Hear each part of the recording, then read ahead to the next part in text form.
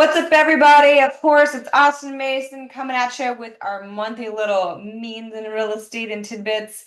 And fun fact, Mason is actually at a house right now, and we have pivoted to this topic because I was like, wait, what? We need to inform people. So, Mason, tell them where you're at, tell them how it kind of went down, and then let's go ahead and get some shares on. Yeah.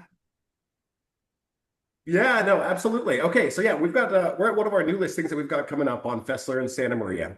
The way that this listing was referred to us was through an estate planning attorney. This is a probate transaction.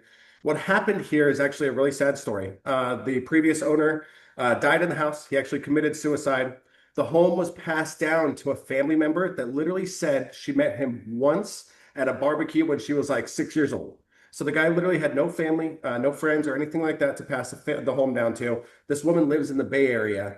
And so what we've done with this home, because of the nature of everything, there had to be an entire crime scene cleanup and everything like that here. And then on top of that, we've had flooring companies in. We've had the entire home repainted. I mean, top to bottom, just gone through to try and get spruce this up as much as possible. The probate administrator, this woman who we're working with, that's working with the estate planning attorney, she has a responsibility to make sure that she does absolutely everything she can to get the most out of this sale for anybody else that has an interest in the property. So we had to walk her through the ins and outs of, if you were to list the home as is and stuff like that, here's what you would probably get. If you were to put a little bit of money into it, do the flooring and the paint, here's what the comps are supporting there and everything. And then she has to keep those receipts, go back and justify it to the probate court, to all the other interested parties. And if she isn't found to be working in everybody's best interest, she can actually be held responsible for that. So there's a lot of nuances when you pass away without a trust in place. And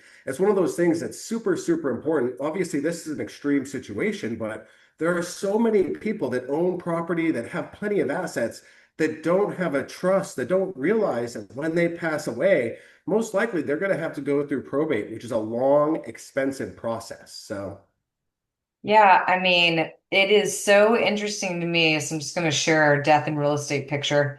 So in the state of California, if your total assets are over or at or over $184,000, so basically if you own real estate, you will be kicked to probate if you have a will. So this person actually had a will.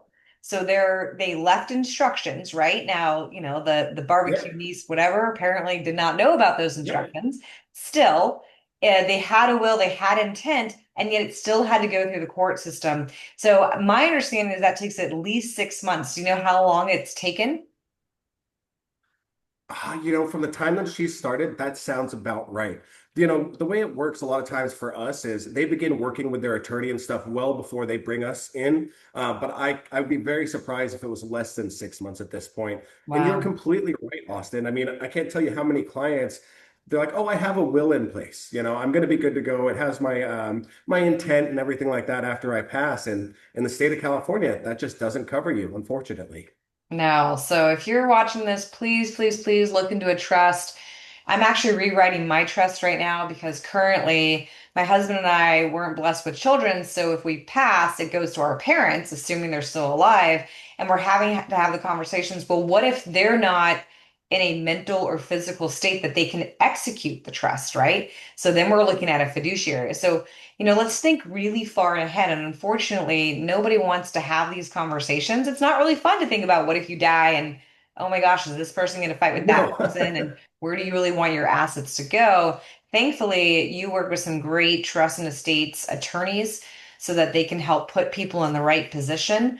But if you don't have a trust, like it's pretty much going to look like this, where death is just hanging over your for sale sign. And I don't think that's anybody's into the American dream. Oh my gosh. Mason, any other I big shout agree. outs you want to give as far as trust that you think are really appropriate or that you've seen for people right now? No, honestly, I mean, just have your affairs in order. It's not something that I want to think about, not something I want to talk about, but it is super important, and work with people that you trust as well. There's like, we help you legal online and stuff like that, but do you really want everything you've worked your entire life to be decided by some online forum and stuff? I mean, we work often with the crew over at Kirk and Seamus, and they are so experienced and they do an amazing job. And honestly, when we refer somebody over to them, we know that they're gonna take that client and work with them as if they were their own family to make sure that their wishes are met after that. And what, whoever you work with as your estate planning attorney, you want to be sure that they're knowledgeable and that they have your best interest at heart so that you have everything dialed in. Well, that's 100% right. Seriously, Kirk and Seamus does some great jobs over there. I love working with Christian. He's the best. And, if you're watching this, think about the hard questions. I know trust can cost several thousand to set up. However, if you go through probate, the probate administrator and attorneys can take 10% plus of your estate. So think about it this way. If your house is worth $500,000, I mean, that's 50 grand that you just spent in the future of your family's inheritance versus the 5,000 or the 4,000 or whatever it costs right now.